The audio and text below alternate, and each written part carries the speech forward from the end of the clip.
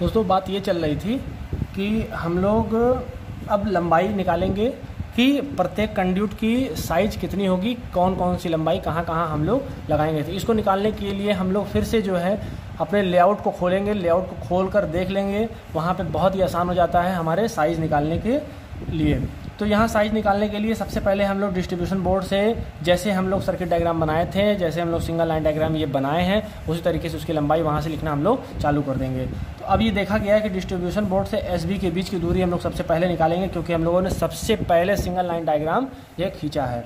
तो single line diagram में सबसे पहले खींचने की वजह से हम लोग डीबी से एसबी1 के बीच की दूरी निकालेंगे। तो ये देखा गया है कि प्रत्येक ट्यूबलाइट के बीच में 4 मीटर की डिस्टेंस है, जैसे कि यहाँ पे ऊपर दिखाया जा रहा है। 4 मीटर की डिस्टेंस हो गई। ऐसे ही तो ये आधे पे लगाया है तो 2 मीटर इधर हो गया और 2 मीटर पे एसबी ये लगाया गया, तो जो है इसके बीच की दूरी कितनी हो जाएगी 2 मीटर। तो डीबी से एसबी1 के बीच की दूरी कितनी हो जाएगी यहाँ पे 2 मीटर। स्टूडेंट सबसे बात अहम ये है कि जो भी आप मीटर में लिखेंगे, जो भी आप काउंटिंग मीटर में लिखेंगे, उसके आगे एम का सिंबल ज़रूर बना देंगे, क्योंकि इतना ज़्यादा इसमें मेजरमेंट लिख देंगे और सारी कई चीज़ें इसमें लिखी जाती हैं, वो आपको कंफ्यूज कर सकती है। इसलिए उसकी यूनिट ज़रूर लिख देंगे हम लोग और उसका जो है नाम जरूर लिख देंगे कि ये किस लिए बनाया जा रहा है और किस लिए किया जा रहा है। जैसे कि 2.5 अगर सिर्फ एम छोड़ देते हैं तो ये पता नहीं चलता कि ये 2.5 क्या है, तारों की संख्या है कि इसका क्या दिया गया है, लंबाई दिया है, चौड़ाई दिया है। तो ऐसे इसमें मीटर लिख देंगे तो इससे पता चल जाएगा कि इसकी लंबाई कितनी है 2.25 मीटर है। सेंटीमीटर होगा तो सेंटीमीटर में लिख देंगे। तो पहला ये 2 मीटर निकल गया। फिर से पुनः SB1 से अब ट्यूबलाइट पहले में जा रहा है, जैसे कि SB1 से ट्यूबलाइट पहले में जा रहा है तो इसके बीच की दूरी निकालने के लिए हम लोग यही देखेंगे कि प्रत्येक ट्यूबलाइट और दीवार के बीच में जो है 4 मीटर की डिस्टेंस है, ऊपर दिखाया गया है। अब आधे पे ये SB1 लगाया गया है तो यहाँ से 2 मीटर बच जाता है, तो 2 मीटर हम लोग यहाँ पे फिर से लिख देंगे। यहाँ पे जो है हम लोग 2 मीटर लिख देंगे।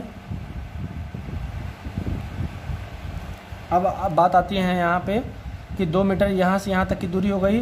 ट्यूबलाइट से ट्यूबलाइट के बीच की दूरी कितनी हो जाएगी 4 मीटर, जो कि हम लोग पहले लिख चुके हैं। यहाँ पे 4 मीटर हो गया। फिर से अगला ट्यूबलाइट से फिर अगले ट्यूबलाइट के बीच की दूरी कितनी हो जाएगी, यहाँ पे 4 मीटर हो जाएगी। अब ये ट्यूबलाइट जो है यहाँ पे जो लगाए गए हैं, ये ट्यूबलाइट जो लगाए गए हैं इनके दूरी कितनी हो जाएगी 4-4 मीटर पे हो जाएंगी। इतना तो आप लोगों ने देख लिया। अब जो है हम लोग क्या करेंगे, इसकी ऊपर वाली सर्किट पे चले जाते हैं थोड़ा सा कि अब ये कैसे हुआ है। तो SB1 से SB3 के बीच में जो है देखा गया कि यहाँ से यहाँ तक के बीच की दूरी 4 मीटर है और 4 मीटर का आधा सेंटर पे लगाया गया है स्विच बोर्ड, तो ये 2 मीटर इधर हो जाएगा।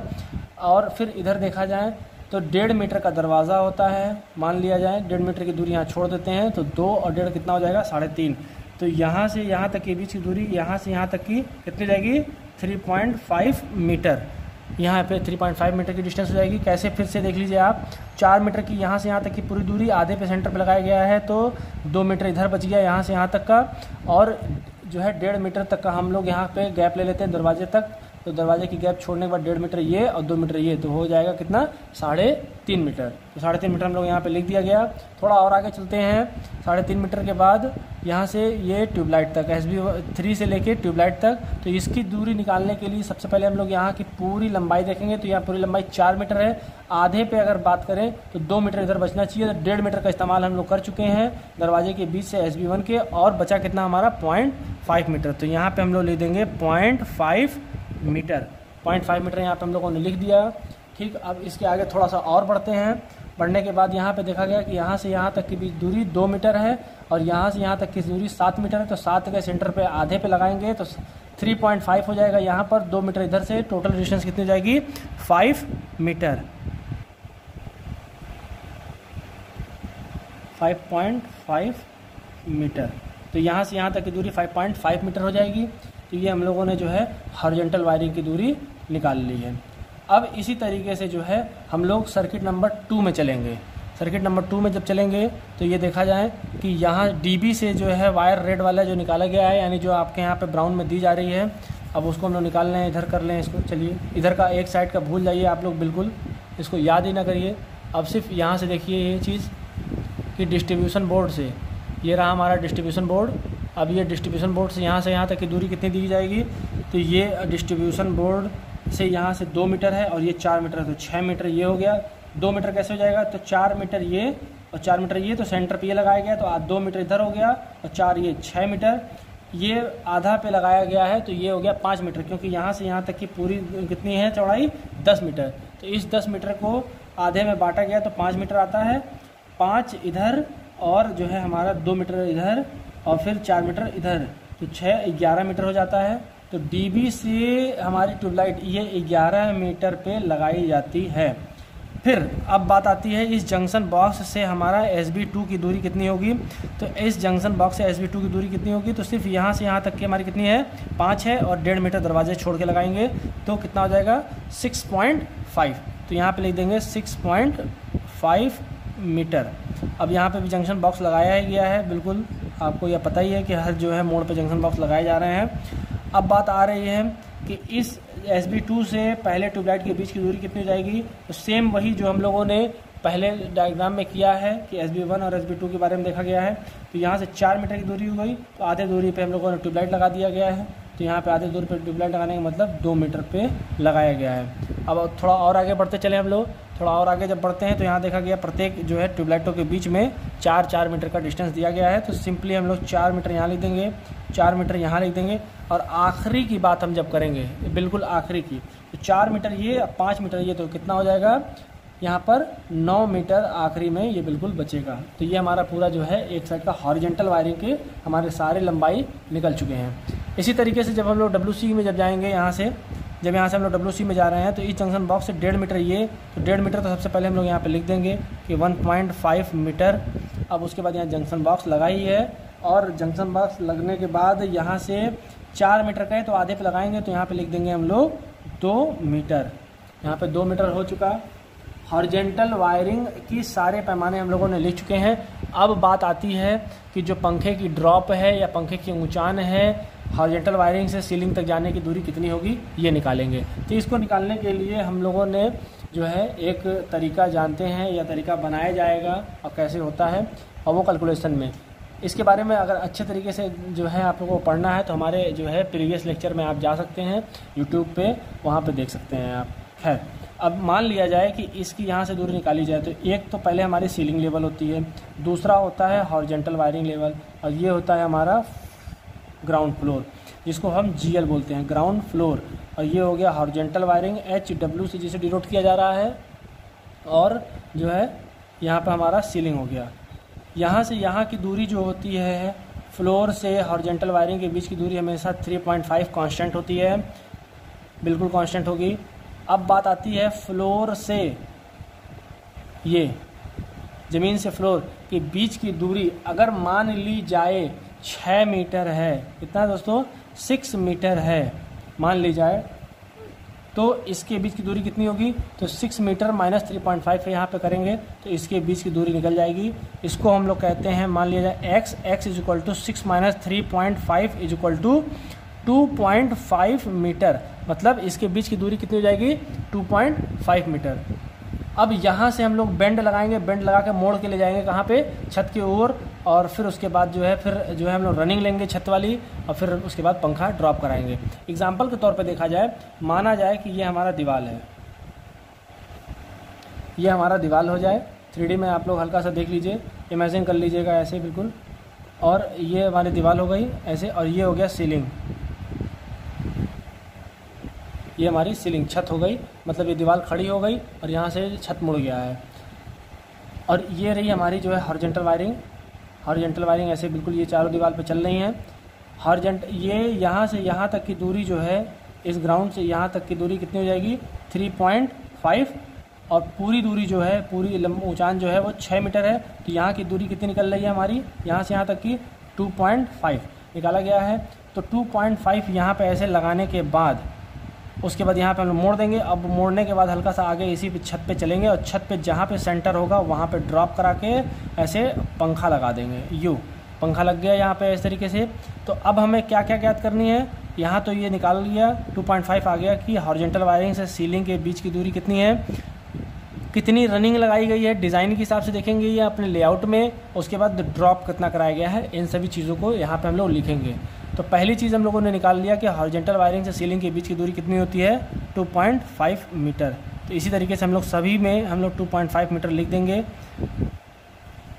जैसे यहाँ पे लिखा जा रहा है। बिल्कुल बहुत ही आसान चीज़ है ये। आप लोग इसी तरीके से 2.5 मीटर हर जगह लिख दीजिए, 2.5 मीटर।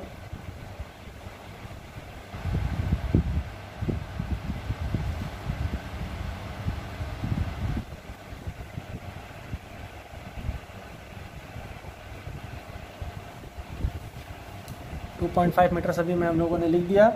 अब बात आ रही है कि जो है हमारी रनिंग कितनी है इसकी। अब जो है हम लोगों का छत से रनिंग कितना है, तो वो हम लोग कैसे निकालेंगे, ये देख लीजिए। छत से रनिंग डिज़ाइनर के हिसाब से हम लोगों ने देखा गया, तो यह हमारा पूरा डिस्टेंस 10 मीटर था यहाँ से यहाँ तक का। तो इसका जब सेंटर लिया गया तो 5 मीटर आया। अब इस 5 का भी जब सेंटर हम लोग लेंगे तो ये 2.5 पे आएगा। तो यहाँ पे 2.5 की हम लोग रनिंग ले लेते हैं। तो मान लिया जाए इतने दूर तक की रनिंग हो गई, यहाँ तक की, ये सभी में यहाँ तक की रनिंग ले लें। तो रनिंग कितना ले जाएंगे हम लोग, 2.5 तक। तो फिर से यहाँ पे हम सभी लोग लिख देंगे यहाँ पे 2.5 मीटर, 2.5 मीटर ऐसे लिख देंगे। सभी पंखों में लिख देंगे यहाँ पे 2.5, 2.5 मीटर, 2.5 मीटर। ऐसे ही बिल्कुल सभी में हम लोग 2.5, 2.5 लिखते चले जाएंगे। ऐसे ही जो है ये पूरी चीज़ हम लोगों ने निकाल दिया। अब बात आती है जो ये रॉड इस्तेमाल किया जा रहा है इसकी लंबाई कितनी होगी। तो ये देखा गया है कि रॉड की लंबाई जो है हमारी उतनी ही होगी जितना हॉरिजॉन्टल वायरिंग से सीलिंग के सरफेस तक होगी। तो ये तो हमारा 2.5 हो गया। और इस पंखे की डाउन जो होती थोड़ा और होती है वो आधा मीटर। आप लोग जो है इसका सबसे पहले स्क्रीन शॉट ले लीजिए, ठीक है। तो आप लोगों ने स्क्रीन शॉट ले लिया। अब जो है हम लोग इसमें नंबर ऑफ द कंडक्टर को दर्शाएंगे कि कितने कंडक्टर प्रत्येक पाइपों में गए हुए हैं। तो ये जो है बहुत ही आसान तरीका होता है कि किसी भी साइड से हम लोग पकड़ लें, किसी भी आखिरी एंड पॉइंट हम लोग पकड़ लें और वहाँ से चलते चले हैं डीबी की तरफ, तो हमारा नंबर ऑफ द कंडक्टर निकलता चला आता है। तो जैसे कि हम लोग कंडक्टर के अगर निकाला जाए तो यहाँ पर जो है एक ट्यूबलाइट है, तो ट्यूबलाइट के लिए फेज और न्यूट्रल 2 तार की ज़रूरत होती है। तो यहाँ पे हम लोग 2 वायर को कर देते हैं। तो 2 वायर ऐसे बना दिया। अब यहाँ पे पंखा लगा हुआ है तो पंखे के पास जो है भी 2 तार चाहिए। यहाँ पे ट्यूबलाइट लगी हुई है तो इसको जोड़कर यहाँ पे एक वायर आया हुआ है। तो ये इसमें वायर कितने जाएंगे, इसको निकालने का तरीका है जो है हम लोग थोड़ा सा इस एरिया का जूम करके देख लेते हैं, यानी बड़ा करके देख लेते हैं कि इस एरिया में हुआ क्या है आखिर। माना जाए कि ये फ़ैन है हमारा, इस फ़ैन से 2 वायर निकल के आए हुए हैं। यहाँ पे हो गया फेज और ये हो गया न्यूट्रल।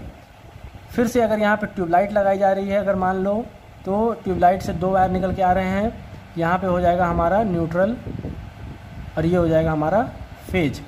अब बात आती है फिर से अगर यहाँ पे एक और ट्यूबलाइट लगाई जाए तो यहाँ से ट्यूबलाइट से 2 वायर निकल के आएंगे, इसको कह देंगे फेज और इसको कह देंगे न्यूट्रल। तो न्यूट्रल सभी को हम कॉमन कर देंगे, सभी को कॉमन करके एक वायर निकाल देंगे यहाँ पे, और बाकी जो है फेज वो उसको भी वापस हम लोग इधर से लेके चलेंगे। तो अब यहाँ पे देखा गया कि इसमें इस्तेमाल जो किया जा रहा है पाइप, वो कितने जो है वायरों के साथ लेके जा रहा है। तो 1 2 3 4, तो कितने हो गए यहाँ पे 4 यहाँ पे कितने हो गए, 4 तार को लेके जा रहा है। ये हमारा पता चल गया। ये तो निकालने का एक जो है बिल्कुल अच्छे तरीके से हम लोग मल्टी लाइन डायग्राम से कर लेते हैं। प्रैक्टिस अगर हमारी ज़्यादा हो जाती है और हम एक ट्रिक आप लोगों को बताएंगे कि ट्रिक कैसे होता है। मान लिया जाए कि जितने लोड होते हैं, लोड कितने पॉइंट, 1 2 3 पॉइंट है, तो हम यहाँ पे इसमें कितने तार निकलेंगे, 4 लिखेंगे। तो ऐसे ही तरीके से इसी ट्रिक से हम लोग आगे वाली लाइन में यहाँ पे हम लोग बात करते हैं। अगर तो यहाँ तो हम लोग पता ही है कि एक ट्यूबलाइट है तो 2 तार निकल के आएंगे। यहाँ पे कितने आएंगे ये बच्चों को बताना है। तो इसमें आसान तरीका है, ट्रिक से कैसे निकालेंगे हम लोग कि पहले लोडों की संख्या गिन लेंगे। तो 1 2 3 4 5 हमारे पास यहाँ पे लोड हो गया। तो यहाँ पे कितने हो जाएंगे, 6। यहाँ पे कितना हो जाएगा हमारा, 6। ठीक इसी तरीके से हम लोग थोड़ा और आगे बढ़ते हैं। जब आगे बढ़ जाएंगे तो यहाँ पे फिर से 2 तार के साथ आ रहा है वापस, तो यहाँ पे 2 बार लाइन खींच देंगे और यहाँ पे एक लाइन खींच के देखेंगे कि इसमें कितने तार हैं। फिर से पुनः गिन लेंगे हम पूरी लाइनों को, पूरी जो है लोडों को। तो 1 2 3 4 5 6 7, तो यहाँ पे कितने हो जाएगा, एक ज़्यादा हो जाएगा तो ये हो गया 8 हो गया यहाँ पे। यहाँ तक रुक जाएंगे हम लोग। अब जो है हम लोग क्या करेंगे, यहाँ ऊपर वाला सॉल्व कर लेंगे। इसको इधर से ले चलेंगे। इधर जब ले चलेंगे तो ये देखा गया कि यहाँ पे 2 वायर हैं, ठीक। तो 2 वायर हैं, तो इधर से भी 2 वायर आ रहे हैं फेज न्यूट्रल इधर से जाने वाले, और इसमें कितने उतर के आएंगे, 2, ठीक है। यहाँ पे 2 वायर हो जाएंगे, क्योंकि न्यूट्रल ऊपर शॉर्ट हो जाएगा, सिर्फ फेज और हाफ जो है नीचे उतर आएगा। ये तो क्लियर हो गया यहाँ पर हम लोगों का। अब बात आती है कि हम लोग इधर से चलते हैं, इस साइड से। तो इस साइड से देखने के लिए क्या करेंगे हम लोग कि 2 वायर यहाँ पे बना देंगे, 2 वायर यहाँ पे बना देंगे और 2 वायर यहाँ पे बना देंगे, जैसे हम लोगों ने यहाँ पे सब में बनाया है। अब उसके बाद आता है यहाँ पे निकालने के लिए, तो कितना करेंगे, ट्रिक वही अपना लीजिए, 1 लोड 2 लोड, तो यहाँ पे कितने हो जाएंगे, 3, तो यहाँ पे 3 लिख देंगे। आगे यहाँ पे लाइन खींचेंगे, यहाँ पे देखेंगे किस तरीके से कितना वायर आ रहा है, तो 1 2 3 4 लोड हैं, तो यहाँ पे कितना लिख देंगे, 5। थोड़ा और आगे बढ़िए, तो अब लोडों की संख्या गिन लीजिए, तो 3 ट्यूबलाइट 3 पंखे 6, तो यहाँ पे कितना हो जाएगा, 7। ये आपको पता चल गया, यहाँ पे 7 होंगे। अब बात आती है कि जो है यहाँ पे देखते हैं हम लोग, यहाँ पे इसमें कि कैसे होता है यहाँ पे।